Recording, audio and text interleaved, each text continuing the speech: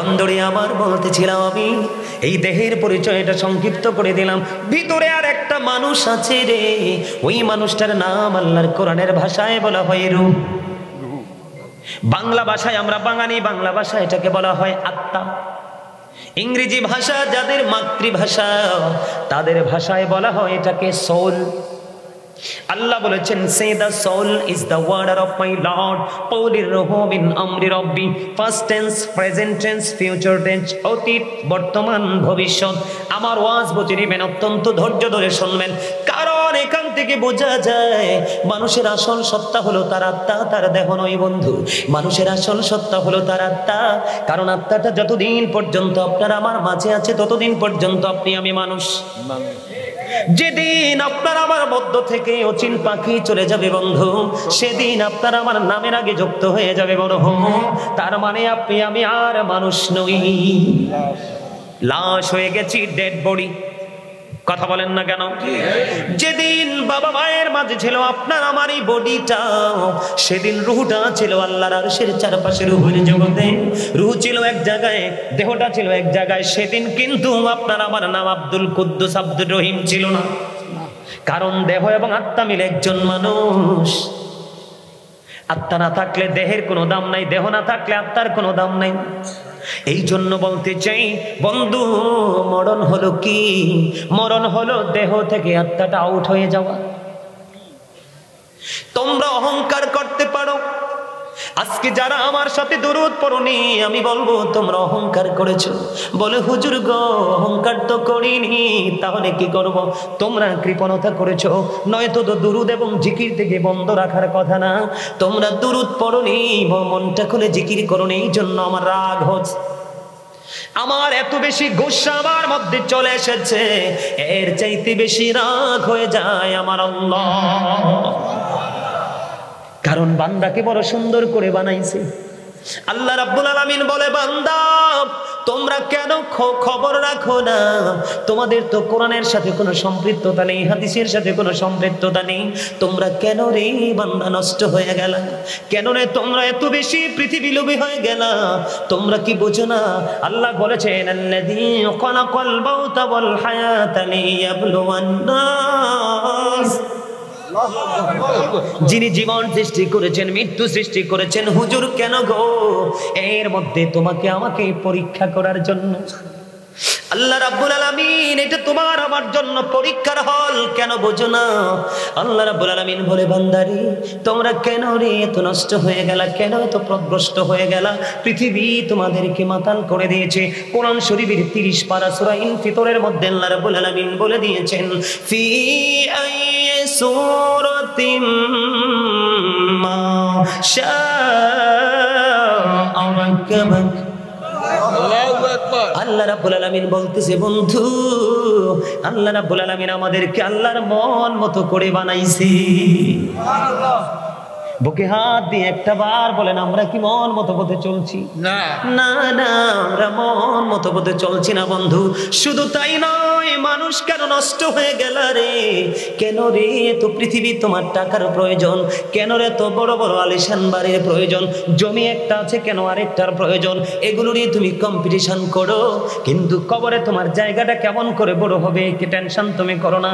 অন্ধকার কবর কেমন করে আলোকিত হবে সেটা নিয়ে তুমি ভাবো না। কেমন করে তুমি পরকালের বাজার করবা সেই ব্যাগটা পর্যন্ত কিনো নাই। কেন রে এত পাগল হয়ে গেলা বন্ধু? একটা মাত্র কারণ, তোমাকে পৃথিবীর কম্পিটিশন মাতাল করে দিয়েছে। কোরআন শরীফের 30 পারায় আরেকটা সূরার নাম হলো সূরা 3। আল্লাহ রাব্বুল আলামিন বলেছেন লাকাদ খালাকনাল ইনসানা ফি আহসানি তাকওয়িম। আল্লাহ রাব্বুল আলামিন বলে দিয়েছে মানুষ তোমাদেরকে আল্লাহ আসমান জমিন চন্দ্র সূর্য যা কিছু আছে রে সব কিছুর চাইতে সুন্দর করে বানাইছে। আজকে তুমি সুন্দর নাই, আজকে তুমি একেবারে 100% কালো হয়ে গেছো। কেন রে? একটা মাত্র কারণ, তুমি ইসলাম থেকে দূরে সরে গেছো, উলামায়ে কেরাম থেকে তুমি দূরে সরে গেছো। মনে রাখতে হবে ইন্না দীনা ইনদাল্লাহিল ইসলাম, আল্লাহর মনোনীত ধর্ম হলো ইসলাম ধর্ম। Islam is not only a religion but also complete code of life. তোমার পরিপূর্ণ পূর্ণাঙ্গ জীবন ব্যবস্থা রয়েছে ইসলামের মধ্যে, আর সেই ইসলামের নির্যাস হলো আপনার আমার প্রাণের নবী। আমার কথা কি আপনাদের বুঝে আসে? Of all the great religious personalities of all prophet, Muhammad Rasulullah sallallahu alaihi wasallam was the most successful. পৃথিবীর বুকে যতগুলো নবী রাসূল এসেছে এর মধ্যে সবচেয়ে বেশি সফল আপনার আমার প্রাণের নবী। সুবহানাল্লাহ। আর জোরে বলেন না সুবহানাল্লাহ। আর জোরে বলেন সুবহানাল্লাহ। সম্মানিত উপস্থিতি, আমেরিকার গবেষক মাইকেল এইচ হার্ট, আচ্ছা দাঁড়াও না, আমি তো পাইছি খবর, এখনই কন্ট্রোল করতেছি। আমেরিকার গবেষক, আমার দিকে তাকান, আমি কি বলছি শুধু মন দিয়ে শুনবেন। আমেরিকার গবেষক তিনি 100 জন প্রভাবশালীর তালিকা করেছেন। তিনি বলেছেন the 100 ranking of the most influential person in the history. 100 জন প্রভাবশালীর তালিকা তিনি করেছেন। ইনফ্লুয়েন্সিয়াল দ্বারা সর্বশ্রেষ্ঠ প্রভাবশালী হিসাবে আপনার আমার প্রাণের নবীকে আখ্যায়িত করেছেন। আওয়াজ করে বলেন না সুবহানাল্লাহ। আজকে সেই নবীর উম্মত হয়ে আমরা নগণ্য, জঘন্য, নিকৃষ্ট, পথভ্রষ্ট। কথা বলেন না কেন? ঠিক। আজকের এই জান্নাতের বাগান দেখে আপনাদের এই এলাকার মানুষের কম্পিটিশন করা দরকার ছিল এবং লটারি করার দরকার ছিল যে কার আগে কে গিয়ে জান্নাতের বাগানে বসবো। ঠিক। এই আমি যেটা বলতেছি, ঘুরে গেছিলাম আপনাদের সামনে। এক কথায় যাদেরকে বেঈমান বলা হয়, সাদা কুকুর বলেন, কালা কুকুর বলেন, সব বেঈমান। পশ্চিমারি সাদা সাদা কুকুর না, তাদের ইন্ধনে আজকে আপনারা হাসেন, আজকে ফিলিস্তিনকে ধ্বংস করে দিচ্ছে। কথা বলেন না কেন? এই সাদা সাদা কুকুরগুলোর কিন্তু ফিউচার নাই। আল্লাহ বলেছেন ওয়াইদাত লিল কাফিরিন, you have to go to hell, তাদের চলে যেতে হবে জাহান্নামে। আল্লাহ রাব্বুল আলামিন কাফিরদের জন্য জাহান্নাম বরাদ্দ করে রেখেছেন। আল্লাহ কোরআনে বলেছে, আমার দিকে তাকান, আল্লাহ কোরআনে বলেছে ইন্নাল কাফিরিনা কানু লাকুম আদুওয়াম মুবিনা। আল্লাহ বলেছেন the heretics are the eternal enemy of the believers. ঈমানদারদের প্রকাশ্য শত্রু হলো বেঈমানেরা। আজকে মুসলমানের সারা অঙ্গ, সারা ঘর, পুরো জুড়ে মুসলমানের বিধর্মীদের সংস্কৃতি বিরাজ করছে। আল্লাহ কয় শত্রু, তারা বেঈমান, তারা তোমাদের শত্রু, আর তোমরা তাদেরকে বন্ধু করে নিয়েছো। চুল কাটার স্টাইল ইহুদিদের স্টাইল, দাঁত ব্রাশ করার স্টাইল ইহুদিদের স্টাইল, ঘুম থেকে জাগ্রত হওয়ার সিস্টেম ইহুদিদের সিস্টেম, রাতের বেলা বিছানায় গিয়ে ঘুমানোর সিস্টেম ইহুদিদের সিস্টেম। তোমরা যে খাবারটা খাও, দাঁড়িয়ে দাঁড়িয়ে খাবারটা খাও, এগুলো তো ইহুদি নাসারাদের কাজ।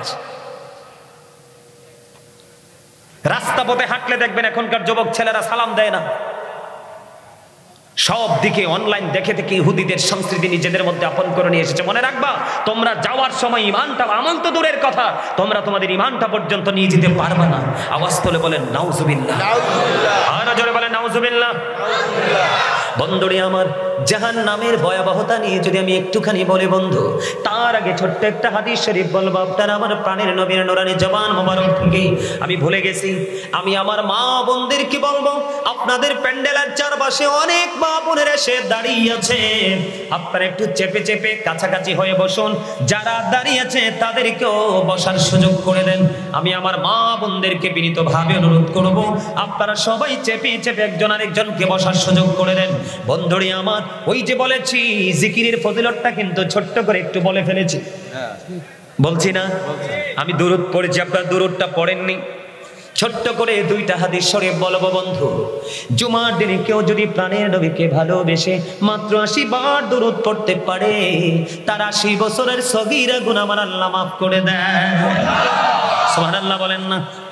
বন্ধুরে আমার, হাদিস কানে এসেছে দাইলামি শরীফের মধ্যে।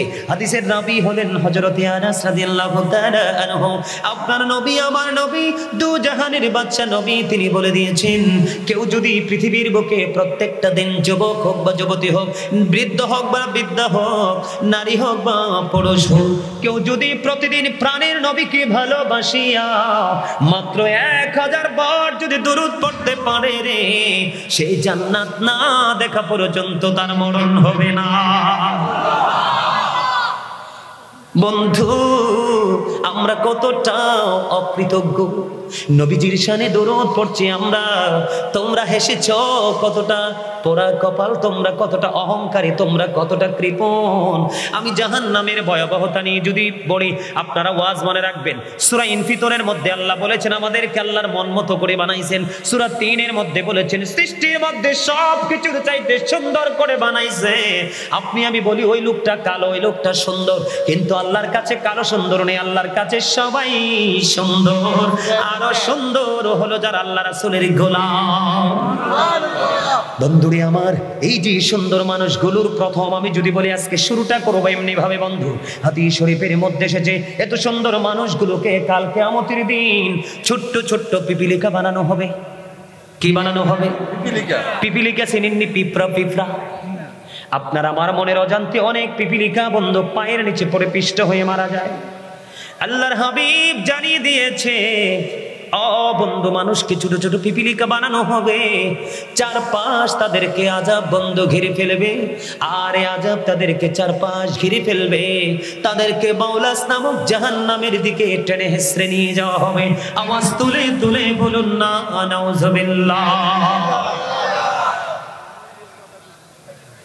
যদি দুরূদ পড়েন আল্লাহ, যদি জিকির করেন আল্লাহ আপনার কাছে আসে, কি হয়? আল্লাহ আপনার কাছে আসে। যদি দুরূদ পড়েন আপনার জান্নাতের দলিল পেয়ে গেলাম। আর আপনি অহংকার করে কৃপণতা করে দুরূদ পড়েননি, জিকির করেননি, আপনার সরত হবে কাল কিয়ামতের দিন বন্ধু পিপিলিকার সরত। কিসের সরত? ছোট্ট ছোট্ট পিপিলিকার মতো বানানো হবে, অপমান তাদের চারপাশে ঘেরাও করে ফেলবে, বাউলাস নামক জাহান্নামের দিকে তাদেরকে টেনে হেসড়ে নিয়ে যাওয়া হবে। কারণ অহংকার করো না, অহংকার একমাত্র মালিকেরই সাজে, যার কোনো ক্ষয় নেই, বিনাশ নেই, যার কোনো মরণ নেই, তিনি স্থান থেকে পর্যন্ত পবিত্র। সুবহানাল্লাহ।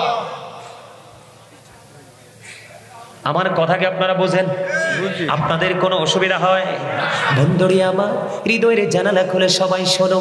আমি ছোট্ট একটা হাদিস শরীফ আপনাদেরকে শোনাই। হাদিস শরীফের কিছু গুরুত্বপূর্ণ অংশ শুধু আপনাদেরকে শোনাবো। পরকাল বড় ভয়ঙ্কর। আল্লাহর হাবিব বলে দিয়েছেন আল কবরু রাউজাতুম মির রিয়াদিল জান্নাতি আও হুফরাতুম মিন হুফারিন নার। আল্লাহ রাসূল বলে দিয়েছেন কবরটা জান্নাতের একটা বাগান হবে, জাহান্নামের একটা গর্ত হবে। তার মানে যারা ভালো কর্ম করবে তাদের জন্য কবরটা জান্নাত, আর যারা মন্দ কাজ করবে তাদের জন্য কবর হবে জাহান্নাম। জোরে জোরে বলেন না নাউজুবিল্লাহ। যারা জাহান্নামী, ঈমানও নাই, তাদের আমলও নাই, কি নাই? কি ইকু দিলে ভালো হবে না? তো ইকু দিলে তোর সাউন্ড বাড়বে না। এখানে সাউন্ড ইকু যদি সেটিং করে তোমাদের যে বক্স, এই বক্সে আমি কথাই বলতে পারবো না, এমনি যাই আছে মোটামুটি আছে। আর আমি তো একবারে মাইকের কাছে গিয়ে কথা বলছি যেন সবাই শুনতে পারে। এখন যদি মাইক দুর্বল হয় তাহলে এটা ওনারও দোষ নাই, আমারও দোষ নাই। আমি সর্বোচ্চটা দিয়ে চেষ্টা করতেছি। আমি কিন্তু ওই যে পাগলা, তোর নাম কি রাকিব না? রাকিবকে কিন্তু বারবার বলছি আমি কিন্তু তোমাদের বাড়িতে খাইতে যাব না, আমি কিন্তু দেশে বিদেশে কোথাও কারো বাড়িতে এক গ্লাস পানিও খাই না। আমার এটা অভ্যাস, আজকে বহু বছর, যোগ পার হয়ে গেছে। আমি কিন্তু সব জায়গায় বলে থাকি আমার জন্য একটা জিনিস বরাদ্দ রাখবা, সাউন্ড সিস্টেম। যদি সাউন্ড সিস্টেমটা তোমরা আমাকে ভালো দিতে পারো আমি তোমাদেরকে প্রাণ খুলে আলোচনা শোনাবো। তবে সাউন্ড যদি ভালো না হয় আমি সোজা নেমে যাবো। তবে আজকের সাউন্ডটা ভালো না, বেশিক্ষণ আলোচনা করতে পারবো না, আপনারাও শুনে বুঝতেছেন। তারপর আমি আলোচনা যতক্ষণ করা যায় করবো, আপনারা একটু ধৈর্য ধরে শোনেন। আমি একেবারে একদম নন স্টপলি আমি আমার আলোচনাটা শেষ করব। আলহামদুলিল্লাহ বলে আরো জোরে। কবরটা কি? জাহান্নামের গর্ত এবং জান্নাতের বাগান, নেগেটিভ এবং পজিটিভ, আলো এবং আধার। আজকে জাহান্নাম নিয়ে আলোচনা করব, কারণ জাহান্নামী মানুষ শুধু চোখ মেললে দেখা যায়, জান্নাতি মানুষ কোথায় আছে একমাত্র আল্লাহই ভালো জানে। বন্ধু, কবরে যখন যাবে জাহান্নামীদের এমন পরিস্থিতি হবে, মাটি তাদেরকে এমন ভাবে চাপ দিবে রে, একটা হাড় আর একটা হাড়ের ভিতর ঢুকে যাবে। জোরে জোরে নাউজুবিল্লাহ। আমি আপনাদেরকে বলে দেই বন্ধু, হযরত সামুর ইবনে জুনদুব রাদিয়াল্লাহু তাআলা আনহু থেকে হাদিস খানা বর্ণিত, আমার নবী, আপনার নবী, দু জাহানের বাদশা নবী, তিনি সব সময় প্রশ্ন করতেন। একদিন সাহাবায়ে কেরামদেরকে প্রশ্ন করলেন, তোমরা কোনো স্বপ্ন দেখেছো কিনা? তারা বললেন, না নবীজি, আজকে কোনো স্বপ্ন দেখিনি। হাদিস খানা এসেছে বন্ধু বুখারী শরীফের মধ্যে। নবীজি বললেন, আমি আজকে একটা স্বপ্ন দেখেছি, তোমাদেরকে বলবো। কি করব? আমি তোমাদেরকে বলবো। এবার নবীজি যখন তারা জানতে চাইলেন, নবীজি বললেন, দুইজন ফেরেশতা আসলেন আমার কাছে, এসে বললেন, নবী গো, চলুন আমরা ভ্রমণ করে আসি। নবীজি ভ্রমণ করতে শুরু করলেন। করতে করতে হঠাৎ করে দেখতে পাইলেন একজন ব্যক্তি, এমন অবস্থায় দেখতে পাইলেন তাকে একজন ব্যক্তি এমন ভাবে পাথর নিক্ষেপ করতেছে, বারবার তাকে পাথর মারতেছে বন্ধু। পাথর যখন মারতেছে তার মাথাটা থেতরে যাচ্ছে, ভেঙ্গে চৌচির হয়ে যাচ্ছে, পাথরগুলো চারিদিকে ছড়িয়ে ছিটিয়ে যাচ্ছে। আবার তিনি পাথরগুলো কুড়িয়ে আনতেছে, কুড়িয়ে আনতে আনতে চাইয়া দেখে লোকটার মাথাটা আবার পুরো ইনটেক হয়ে যায়। এমনি ভাবেই তার এই সাজাটা চলমান। নবীজি প্রশ্ন করলেন, এই অবস্থা কেন? কয় সুবহানাল্লাহ। নবী কয়, সামনের দিকে চলেন। আপনারা মনে রাখবেন, নবীজি সামনের দিকে হাঁটতে শুরু করলেন। সামনের দিকে যাইয়া নবীজি দেখতে পাইলেন একটা লোক এমনি একটা গদির মধ্যে চিত হয়ে হেলান দিয়ে শুয়ে আছে। এবার নবীজি দেখতে পাইলেন একটা আশ্রা দিয়ে তার কান, তার ঘাড়, এইগুলো শুধু একদিক দিয়ে চামড়াটা তুলে ফেলতেছে, আরেক দিক দিয়ে জোড়া লাগতেছে, এই দিক দিয়ে চামড়াটা তুলে ফেলতেছে, ওই দিক দিয়ে জোড়া লাগতেছে। এমনি করে করে এই কন্টিনিউ চলতেছে, একদিক দিয়ে চামড়া তুলে আরেক দিক দিয়ে এটা জোড়া লাগতেছে। এমনটি করতে করতে করতে করতে নবীজি প্রশ্ন করলেন, এমনটি কেন? সুবহানাল্লাহ। নবী গো, সামনের দিকে চলুন। নবীজি সামনের দিকে চলতে শুরু করলেন। চলতে চলতে চলতে চলতে বন্ধু নবীজি সামনের দিকে গেলেন। যাইয়া দেখলেন আগুনের একটা চুলা দেখা যায়। আগুনের এই চুলার মধ্যে উত্তপ্ত আগুন সুরগুল শোনা যায়। চাইয়া দেখলেন এটার মধ্যে শুধু উলঙ্গ নারী পুরুষ জ্বলতেছে কন্টিনিউ, শোরগোল হট্টগোল শোনা যায় বন্ধু। আমি কিন্তু গুরুত্বপূর্ণ জায়গাগুলো আপনাদের সামনে তুলে ধরতেছি বন্ধু, যেটা এখন বর্তমান সমাজে মানুষের মধ্যে যেটা প্রচলিত আছে বোঝানোর জন্য। নবীজি বললেন, এখানে কারা? এটা কি? সুবহানাল্লাহ। নবী গো, সামনের দিকে চলুন। নবীজি সামনের দিকে চলতে শুরু করলেন। সামনের দিকে চাইয়া দেখলেন বন্ধু রক্তের নদী। রক্তের নদীর মধ্যে একজন লোক সাঁতার কাটতেছে। তিনি সাঁতার কেটে কেটে কুলে আসতে চায়, তিনি সাঁতার কাটে কেটে বন্ধ কুলে আসতে চায়, কিন্তু তিনি কুলে আসতে পারতেছে না। যখন তিনি কুলে আসতে চায়, আরেকজন পাথর হাতে নিয়ে কুলে দাঁড়িয়ে আছে। যেই দিক দিয়ে কুলে আসতে চায় দিক দিয়ে পাথর নিক্ষেপ করা হচ্ছে। এই অবস্থা যখন চলতেছেন, নবীজি প্রশ্ন করলেন, এটা কে? নবীজি যখন প্রশ্ন করলেন এটা কে, এবার তারা বললেন, ইয়া রাসূলুল্লাহ, সুবহানাল্লাহ, সামনের দিকে চলুন। নবীজি কিন্তু উত্তর দেয় না। নবীজি প্রশ্ন করতেছে, উত্তর দেয় না। সামনের দিকে চলুন। সামনের দিকে চলতেছেন। যাওয়ার পরে দেখলেন কুচ্ছিত চেহারার একজন, আগুন কি শুধু বৃদ্ধি করতেছেন। এটাকে সুবহানাল্লাহ। নবী গো, সামনের দিকে চলুন। আবার সামনের দিকে চলতে শুরু করলেন। সামনের দিকে গিয়ে দেখলেন ছোট ছোট বাচ্চা, এত সুন্দর জান্নাতের বাগান। একটা লোকের পা যেন জমিনে, মাথা যেন আকাশে, এত বড় দেখতে পাইলেন ছোট ছোট বাচ্চা। আল্লাহ ধৈর্যশীলদেরকে প্রটোকল দিচ্ছে, কি দিয়ে? ফেরেশতা দিয়ে। সুবহানাল্লাহ বলেন। আপনাদেরকে সামনে আসতে হবে, দয়া করে। আমার ভাইয়েরা দাঁড়ায় রয়েছে পিছনে, সবাই সামনে আসতে হবে। আর এই সুযোগে যারা যাওয়ার চলে যান। আসেন আসেন, সবাই সামনে আসেন। আরে কথা শোনে না কিনলে? আরে আসেন সামনে সবাই। এই যে দেখেন না পিছনে সবাই দাঁড়ায় রয়েছে, সবাই আসেন। এই যে আপনাদের সামনে জায়গা আছে। কথা নয়, কথা নয়, ধীরে ধীরে ধীরে ধীরে, কথা নয়, একবারে কাছাকাছি হয়ে বসেন। এই যে আমার ভাইয়েরা দাঁড়ায় রয়েছে পিছনে, ওদেরকেও বসতে দিতে হবে। সবাই আসেন, কাছাকাছি হয়ে বসেন সবাই। এই যার যার সামনে জায়গা আছে, খালি জায়গা। আরে মিয়া, এই সুন্নিয়ত মানে কি? আপনি বসার পরে যদি আপনার সামনে একটু জায়গা থাকে, আরেক ভাইকে বসার জন্য সেই জায়গাটা বরাদ্দ দেওয়াই হলো সুন্নিয়ত। আসেন সবাই আসেন। এই পাশটা মোটামুটি ঠিক আছে, কারণ এই পাশে সব মুরব্বি, তো সবগুলো বুঝে। এই তো সবাই সামনে এসে বসেন। আমি আলোচনায় ঢুকলে কিন্তু আমি অন্য মানে প্রাসঙ্গিক কোনো কথা বলবো না। সবাই আসেন, সামনের দিকে এসে বসেন। ভাইরা, তোমরা যারা পিছনে আছো তোমরাও ভিতরে এসে বসো। হ্যাঁ, আচ্ছা ঠিক আছে, আমি আমার কাজটা করলাম, আমি আমার দায়িত্বটা পালন করলাম। না, ভলান্টিয়ারদের কিন্তু চিনি আমি। যাই হোক, আপনার আলোচনা শুনবেন তো? আসলে আজকে আমার কাছে এত ভালো লাগছিল, আজকে মাহফিলের প্রধান অতিথি যিনি শায়েখ ডক্টর সাইফুল ইসলাম আল আজহারি সাহেব, আমি কিন্তু রোম থেকে ওনার বক্তব্যগুলো শুনছিলাম একবারে একেবারে মানে কি বলবো, একেবারে মনোযোগ সহকারে, মানে একটার পর একটা কথা যে বলছেন একদম স্ট্রেট ফরওয়ার্ড ভাবে।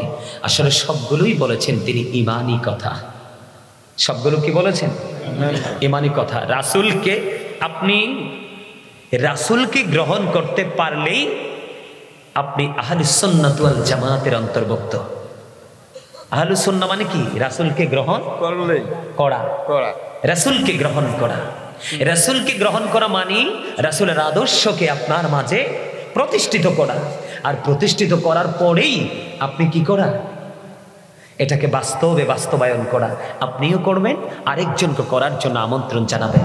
এটাই তো সম্মানিত উপস্থিতি, যেটা বলতে চেয়েছিলাম। আজকে আমার আলোচনা হলো, আমি ফিউচার নিয়ে আলোচনা করব, পরঝোঁক নিয়ে আলোচনা করব। এই জন্য আমি পবিত্র কালামে হাকিম থেকে ছোট্ট একটা আয়াত তেলাওয়াত করেছি। ইয়া আইয়ুহাল্লাযীনা আমানু কু আনফুসাকুম ওয়া আহলিকুম নার। আল্লাহ বলেছেন, O believers, save yourself and your families from the fire. Allah রাব্বুল আলামিন ঈমানদারদেরকে ডেকে ডেকে বলেছেন যে তুমি জাহান্নাম থেকে বাঁচো এবং তোমার পরিবারকেও জাহান্নাম থেকে বাঁচাও। বলেছেন কে? আল্লাহ। এখন আমি তো দেখছি আমার পরিবার পুরো জাহান্নামী। আমি আমার এই দুই চোখে দেখতে পাই আমার পুরো পরিবার জাহান্নামী। এখন আমি কি করব? আমি তো হতাশায় ভুগছি। আপনারা তো আমার পরিবার। আপনারা যদিও চাঁদপুর মতলব দক্ষিণে আপনার চরণেলক্ষ্মী গ্রামে বসবাস করেন, আমি যদিও কুমিল্লাতে বসবাস করি, আমরা কি আহলে সুন্নাত ওয়াল জামাতের অন্তর্ভুক্ত না? তাহলে আপনি আমি আমরা সবাই তো একই পরিবারের সদস্য। এখন আমি তো দেখছি আমার পরিবারের সদস্যরা ইউ আর ভেরি উইক, একেবারে দুর্বল। এখন আমি আমার এই পরিবারের সদস্যদেরকে একেবারে 100% স্ট্রং করে গড়ে তুলতে হবে, তাদেরকে স্ট্রং ভাবে তাদেরকে প্রিপেয়ার করতে হবে। এখন এই সদস্যরা যদি আমার সাথে একত্রতা পোষণ করে তাহলেই আমি তাদেরকে স্ট্রং করতে পারবো, অন্যথায় কিন্তু সম্ভব নয়। আপনারা কি এখান থেকে দুর্বল হয়ে যেতে চান নাকি সবল হয়ে যেতে চান? সফলতা অর্জন করতে চান? বিশেষ করে যুবকদেরকে বলছি, তোমরা কি শক্ত হয়ে যেতে চাও? এরা তো আমার প্রতি রাগ শুরুতে হয়ে গেছে, ঠিক না? দেখছেন নি এরা আওয়াজটা? দেখছেন নি? আওয়াজ করো। এরা আওয়াজ দিব কই থেকে? মিয়া আমার দাদারা খাইছে সব সার সারা, সব খাইছে সঠিক পিওর খাবার। এখনো যদি ধাক্কা দেয় আই 3 মাইল দূরে যে পড়বো আমার চাচা যদি ধাক্কা দেয় আরে, কারণ আমি সব ভেজাল খাইছি। আর এখনকার ফলাইন যদি আরো ভেজাল, ঠিক কিনা বলে? এখনকার ফলাইন যা খায় লিভারকে দুর্বল করে দিচ্ছে, স্টমাককে দুর্বল করে দিচ্ছে, ভিতরে যে পার্টস গুলো সার্কুলেশন করতেছে এগুলোকে ধীরে ধীরে একেবারে আমাদের বর্তমান সময়ের খাবারগুলো দুর্বল করে দিচ্ছে। এরা আওয়াজ দিব কই থেকে? আওয়াজ যা দিয়েন দাদা ভাই চাচারা জ্যাঠারা আপনারাই দিয়েন, এরা পারতো না। কারণ এরা রোগ, উর্ফেও রোগ, ভিতরেও রোগ। মানুষ প্রত্যেকে ডাবল। আমার দিকে তাকাও, হাসিও না। প্রত্যেকটা পার্সন ডবল পার্সন। আমি আমার আলোচনার দিকে ধীরে ধীরে ঢুকছি। প্রত্যেকটা পার্সন কি ডবল পার্সন। তুমি আমি আমরা কেউ কিন্তু সিঙ্গেল নই। প্রত্যেকটা পার্সনের প্রতিদিন 2 ধরনের খাবার প্রয়োজন। কয় ধরনের? 2 ধরনের খাবার প্রয়োজন। আমি সেই খাবারটা তোমরা কিভাবে জোগাড় করবে সেটা তোমরা ডিসাইড করবে, কিন্তু আমি তোমাদেরকে বলবো প্রত্যেকটা পার্সনের 2 ধরনের খাবার প্রয়োজন। কি ধরনের খাবার প্রয়োজন আমি পরিচয় দেই, কারণ এইটাই হলো আমার আলোচনার আজকে মূল সূত্রপাত। আমি সেই দিয়ে সূত্র তৈরি করতে চাই। সেটা হলো, সম্মানিত উপস্থিতি, আমরা সবাই কিন্তু আলাদা আলাদা মানুষ। এই ভাষাটা হলো বাংলা। এই মানুষটা হলো কোনটা? এই যে মাথা থেকে পা পর্যন্ত বডি স্ট্রাকচারটা, এটাই হলো মানুষ। এই মানুষটা বাংলা ভাষায় আমরা মানুষ বলি। এই যে উনি একজন মানুষ, উনি একজন মানুষ, উনি একজন মানুষ, এখানে আলাদা আলাদা মানুষগুলো বসে আছেন।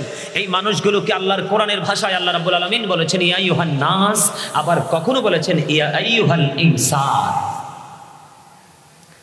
তার মানে এই ওয়ার্ডটার অর্থ হলো, শব্দের অর্থ হলো, ওয়ার্ড মিনিং হলো মানুষ। ইংলিশে যদি বলি আমরা কখনো বলি ম্যান, আবার কখনো বলি পার্সন। এটা হলো এই মাথা থেকে পা পর্যন্ত বডি স্ট্রাকচারটা।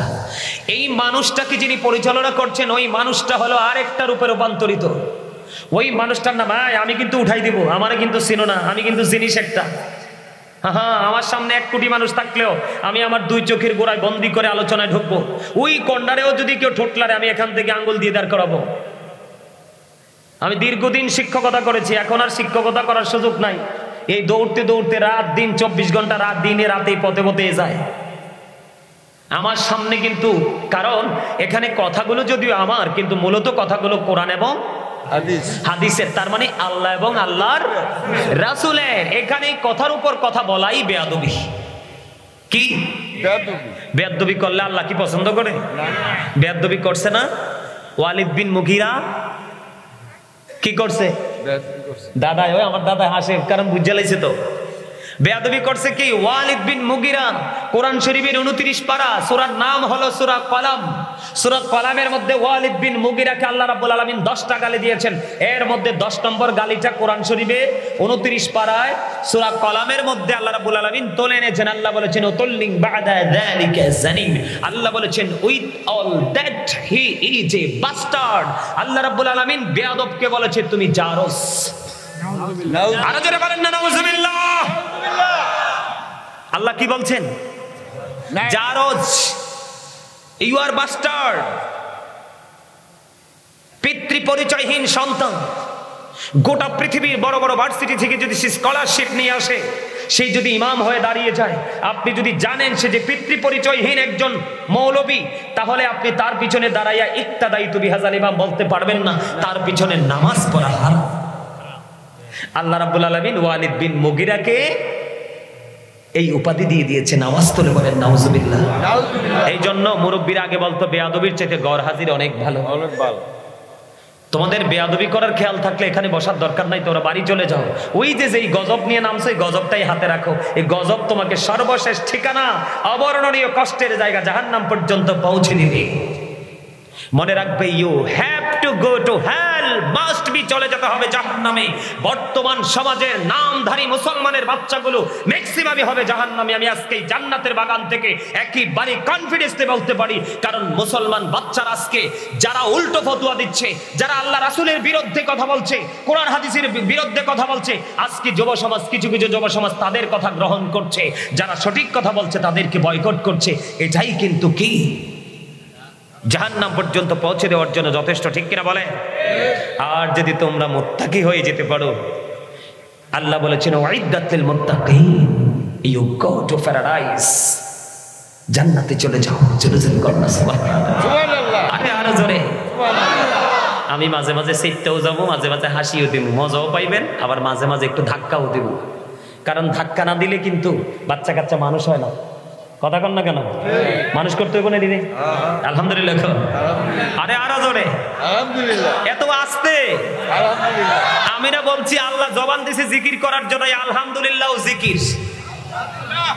আল্লাহ জিকির কেমনে করতে কইছে জানেন নি? আল্লাহ বলতেছি ইয়া আইয়ুহাল্লাযীনা আমানু যিকুরুল্লাহা যিকরান কাসীরা ওয়া সাব্বিহুহু বুকরান ওয়া আসীলা। আল্লাহ বলেছেন ইমানদারদেরকে ডেকে ডেকে তোমরা বেশি বেশি করে আল্লাহর জিকির করো, সকাল টু সন্ধ্যা আল্লাহর পবিত্রতা ঘোষণা করো। জিকির করার কোনো সময়ের বা ব্যাপার স্যাপার নাই। আফাদকুরুল্লাহা কিয়ামান, দাঁড়িয়ে জিকির করো, কুউদান, বসে জিকির করো, ওয়া আলা যুনুবিকুম, শুয়ে শুয়ে জিকির করো। তারপরও জিকির বন্ধ করা যাবে না। জিকির করলে লাভ আছে তো। কেউ যদি 1 বিঘা পরিমাণ জিকির করতে করতে আল্লাহর দিকে এগিয়ে যায়, আমার নবী বলেছেন আল্লাহ সেই বান্দার দিকে 1 গজ পরিমাণ এগিয়ে আসে। সুবহানাল্লাহ। কেউ যদি জিকির করতে করতে আল্লাহর দিকে 1 হাত পরিমাণ এগিয়ে যায়, আমার নবী জানিয়ে দিয়েছেন আল্লাহ তার দিকে 2 হাত পরিমাণ এগিয়ে আসে। সুবহানাল্লাহ। কেউ যদি কোনো জলসায় বসে মালিকের জিকির করেন, আমার নবী জানিয়ে দিয়েছেন আল্লাহ তার চাইতে উত্তম জলসায় মালিকের জিকির, মালিক জিকির করে। কেউ যদি হেঁটে হেঁটে জিকির করতে করতে আল্লাহ পর্যন্ত যেতে চায়, আল্লাহ বলেছে বান্দা আমাকে তোমরা কোনোদিনও খুঁজে পাবে না, আমি যদি তোমাদেরকে ধরা না দেই, তুমি হেঁটে হেঁটে জিকির করতে করতে এসো, আমি তোমার কাছে দৌড়ে এসে ধরা দিব। জিকিরে লাভ না লস? আরো জোরে শুধু লাভ নেই। নবী বলেছেন জান্নাতের বাগানে যখন আসা যাওয়া করো, তখন তোমরা জান্নাতের বাগান থেকে ফল খেয়ে নিও। নবী গো, জান্নাতের বাগানের ফলটা কি? নবীজি জানিয়ে দিয়েছেন সুবহানাল্লাহ ওয়া হামদুলিল্লাহ লা ইলাহা ইল্লাল্লাহ, সুবহানাল্লাহ ওয়া হামদুলিল্লাহ লা ইলাহা ইল্লাল্লাহ, লা ইলাহা ইল্লাল্লাহ, লা ইলাহা ইল্লাল্লাহ। আরশি কুরসি লৌহ কলম সৃষ্টি যাহার অসিলানি যে আল্লাহ খুশি হইয়া নাম রাখিলেন হাবিবুল্লাহ সুবহানাল্লাহ আলহামদুলিল্লাহ লা ইলাহা ইল্লাল্লাহ ও সুবহানাল্লাহ আলহামদুলিল্লাহ লা ইলাহা ইল্লাল্লাহ লা ইলাহা ইল্লাল্লাহ লা ইলাহা ইল্লাল্লাহ মুহাম্মাদুর রাসূলুল্লাহ সাল্লাল্লাহু আলাইহি ওয়াসাল্লাম। জোরে বলুন আলহামদুলিল্লাহ। তিন রাস্তার মোড়ে দাঁড়িয়ে দাঁড়িয়ে মানুষের বদনাম করার জন্য, বন্ধুর বাড়িতে গিয়ে অপ্রাসঙ্গিক অগ্রহণযোগ্য যে আড্ডাটা কোরআন হাদিস সাপোর্ট করে না ওই ধরনের আড্ডা দেওয়ার জন্য। এই জবান তো আপনাকে আড্ডা দেওয়ার জন্য যায়নি। আল্লাহ রাব্বুল আলামিন জবান দিয়েছে কি জন্য জানেন? আল্লাহ রাব্বুল আলামিন বলেছেন remember me then I will remember you. Allah বলেছেন remember me then I will remember you. Allah বলেছেন ফাযকুরুনি আযকুরুকুম। আল্লাহ বলেছেন তোমরা আমাকে স্মরণ করো আমি তোমাদেরকে স্মরণ করব। স্মরণ হলো বাংলা শব্দ, আরবিতে বলা হয় এটাকে জিকির, ইংলিশে এটাকে বলা হয় রিমেম্বার। আপনাকে বলা হয়েছে আল্লাহর জিকির করার জন্য, আপনি তো আল্লাহর জিকিরও করেন না, রাসূলের জিকিরও করেন না। সারা দিন শুধু সকাল টু সন্ধ্যা 24 আওয়ার আপনি শুধু পৃথিবীর জিকির করছেন। অথচ আল্লাহ রাব্বুল আলামিন কোরআন শরীফের আলে ইমরানের 185 নম্বর আয়াতের শেষ অংশে আল্লাহ রাব্বুল আলামিন বলে দিয়েছেন ওমাল হায়াতুদ দুনিয়া ইল্লা মাতাউল গুরুর। এই দুনিয়ার জীবন, এই পৃথিবীর জীবন একটা ধোঁকা। কথা বলেন না কেন? বলছেন কে? আল্লাহ। এবার আমি এখান থেকে সূরা আলে ইমরান থেকে আমি যাব সূরা শুআরা, কোরআন শরীফের 19 পারা, সূরা শুআরার 88 নম্বর আয়াতে আল্লাহ রাব্বুল আলামিন বলে দিয়েছেন ইয়াউমা লা ইয়ানফাউ মালু ওয়ালা বানুন। আল্লাহ রাব্বুল আলামিন বলেছেন ধন সম্পদ সন্তান সন্ততি আপনার কিচ্ছু কাজে লাগবে না। তো আপনি কিসের জন্য এই পৃথিবীর জন্য মোহরা দিচ্ছেন? আবার এগুলো জমা করে রেখে যাবেন কার জন্য? সন্তানের জন্য, তাই না? কার জন্য? কথা বলেন না কেন? আপনার পরবর্তী জেনারেশন যারা আছে তারাই তো প্রথমত পাবে সন্তান, সন্তানের পরে পাবে নাতি নাতকুর, এমনি তো পাবে, এটাই তো সিস্টেম। কিন্তু এগুলো তো কাজে লাগবে না, এগুলো দিয়ে কোনো ফায়দা হবে না। আমার কথা না আল্লাহর কথা। কার কথা? আল্লাহর কথা। আমার কথা কি আপনাদের কাছে ভালো লাগে? আমি 3টা শর্ত দেই প্রায় জায়গায়, যখন দেখি পরিবেশ এলোমেলো তখনই শর্ত দেওয়া শুরু হয়ে যায়। আমার হচ্ছে প্রথম শর্ত, first condition stop your mouth everybody, সকলের জবানকে বন্ধ রাখতে হবে। আমার second condition you listening my lecture very attentively, আমার কথা সবাইকে মন দিয়ে শুনতে হবে। থার্ড কন্ডিশন হলো যদি ভালো না লাগে আমি বলবো I say go to your seat out of sight, আপনি বাসায় চলে যান, বাসায় গিয়ে ঘুমান। কি বলেন চাচা? হ্যাঁ, ঘুমাইলে আপনার শরীরটা একটু আরাম পাবে। তবে আরেকটা কথা বলে রাখি, 2টা চোখ খাটার পরে বুঝবেন ঘুম যে কত মজার জিনিস। 2 চোখ খাটার আগ পর্যন্ত বুঝবেন না। এই যুগের মানুষটা এত ইসলাম থেকে দূরে চলে গেছে। আর আমার মনে হয় এই যে স্টেজে মুরব্বীরা বসে আছে, দর্শক সারিতে মুরব্বীরা বসে আছে, আপনাদের মতো মুরব্বীরা যদি পৃথিবী ছেড়ে চলে যান না, এই পৃথিবী বেশি দিন টিকিয়ে রাখা সম্ভব হবে না। কারণ এই বর্তমানের যে যুবকগুলো, প্রত্যেকটা যুবকের মাথা থেকে পা পর্যন্ত যত কর্ম সবগুলো ইসলাম বিরোধী। আপনি ঠিক বলতে পারেন না তো? আপনারা আমার কথা বলেন, আমি কি ভুল বলছি? ম্যাক্সিমাম যুবকের পরনে জিন্স প্যান্ট। আমার বিষয় হলো জাহান্নাম। আমার দিকে তাকান, এটা হাসির জিনিস না। এরা জানে না এই জন্য পড়েছে, এরা বুঝেনি। যদি বুঝতো তাহলে কোনোদিন ওরা পড়তো না এটা। কারণ ওই দিকে তাদের চর্চা নাই, ওরা ওই দিক নিয়ে তারা রিহার্সাল করতে পারে না, ওই দিক নিয়ে তারা স্টাডি করতে পারে না, এই জন্য তাদেরই অবনতি। এই যে ম্যাক্সিমাম যুবকের পরনে জিন্স প্যান্ট আপনারা দেখেছেন, তারা যখন শর্ট শার্ট অথবা শর্ট গেঞ্জি পরে আপনারা দেখেন সামনের দিক দিয়ে তাদের গোপন অঙ্গ দেখা যায় না? আবার বিশেষ করে অন্য জায়গায় দেখেন বা না দেখেন, শুক্রবারে জুম্মার দিনে গেলে দেখবেন সামনের কাতারে জিন্স প্যান্ট পরিহিত একজন যুবক সামনের কাতারে নামাজে রুকুতে গিয়েছে, পিছনের কাতার দেখতে তার 100% পিছন দিয়ে তার লজ্জাস্থানটা দেখা যায়। আছে না নাই? মাথার চুল কাটার স্টাইল দেখলে এখন কি হিন্দুর বাচ্চা না মুসলমানের বাচ্চা আপনি বুঝতে পারবেন না।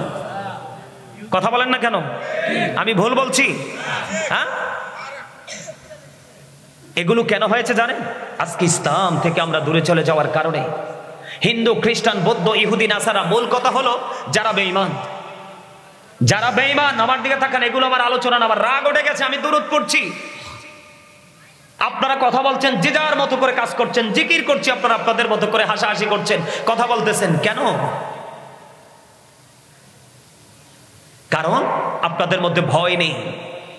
অনেকের কাছে মনে হয় এই মাহফিলটা জাস্ট একটা ফর্মালিটি। কি আরে মাহফিল হচ্ছে, গেলাম, এইটুকুই। আর অনেকের কাছে এটা কিন্তু সিরিয়াসলি অনেকে নিয়ে নিয়েছেন। আরে এখান থেকে আজকে শিখবো, জানবো, এখান থেকে ট্রেনিং নিয়ে আসবো। তবে ম্যাক্সিমাম লোকই মনে করতে পারে এটা একটা জাস্ট একটা ফর্মালিটির জায়গা, এই আয়োজন হয়েছে, গেলাম, এইটুকু। যদি এইটুকু মনে করে থাকেন, আপনি এখানে বসে কোনো লাভ নেই। আমার সামনে 5 জন লোক থাকবে, কনফিডেন্স নেই, আত্মবিশ্বাস নেই, আমি 5 জনের সামনে আলোচনা করব। কথা আমার বুঝতে পারছেন আপনারা? আপনি শুধু ইমানদার হলে চলবে না তো।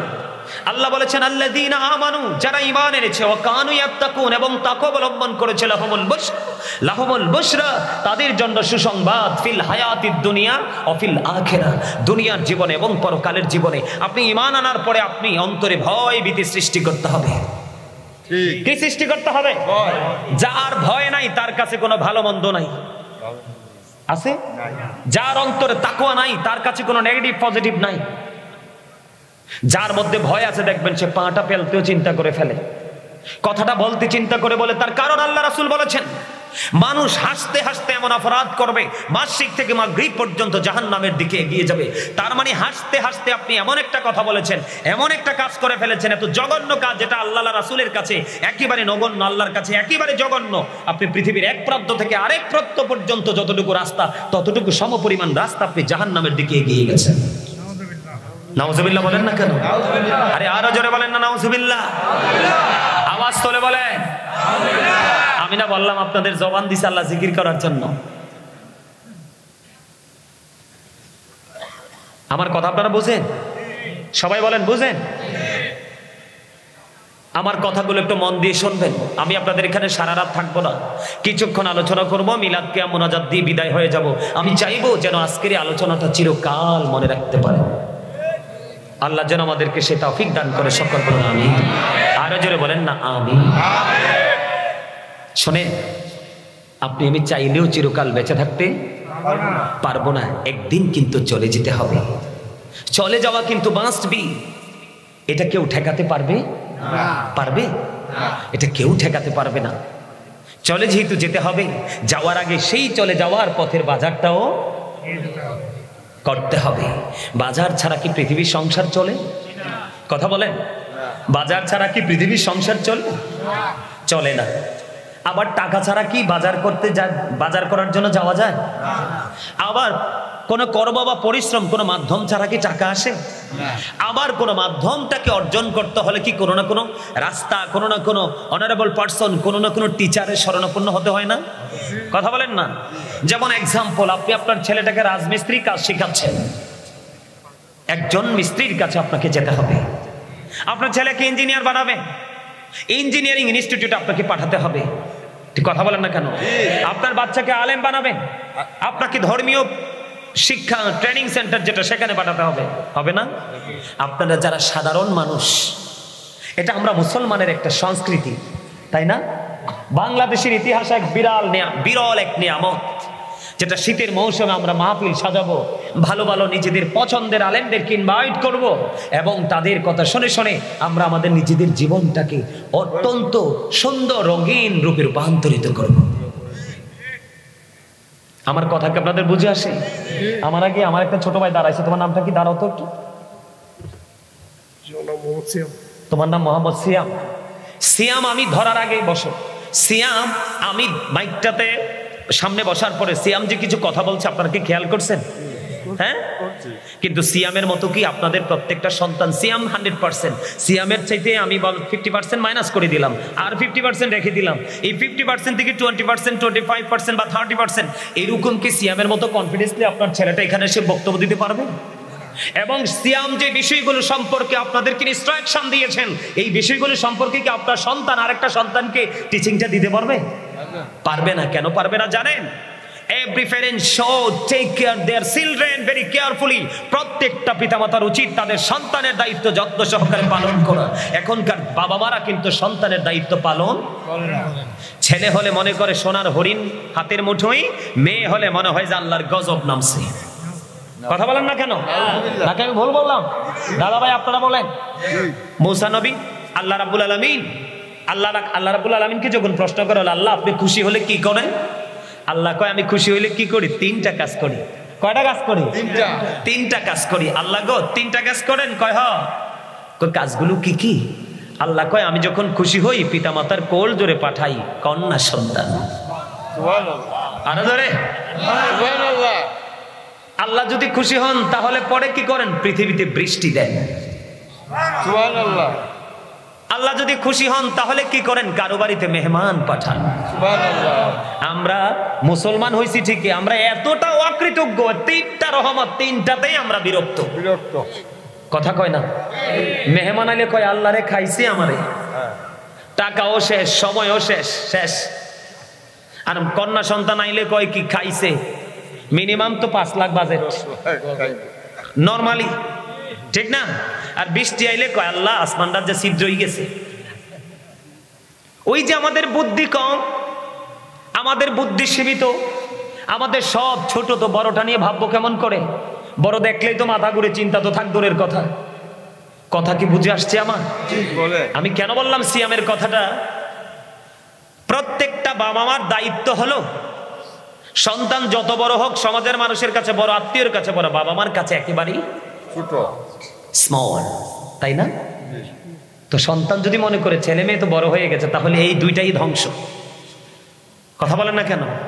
এই যে মোবাইল, এই যে আমার একটা গুরুত্বপূর্ণ কথা বলেছে, ম্যাক্সিমাম শিশুদের চোখের সমস্যা। শুধু এই চোখের সমস্যার জন্য মোবাইলের ব্রাইটটাই যথেষ্ট। এটা আমি বিপদে পড়ে রাখি, এটা আমি আসলে একেবারে সিরিয়াসলি বিপদে পড়ে রাখি, নাহলে এটাও আমি ফালাই দিতাম। এটা মুসলমান যুবক যুবতী, নারী পুরুষের চরিত্রকে একেবারে হরণ করে নিয়ে গেছে। আগামী দিনে আরো ভয়ঙ্কর বিপদ আমাদের জন্য, শুধু এইটাই যথেষ্ট।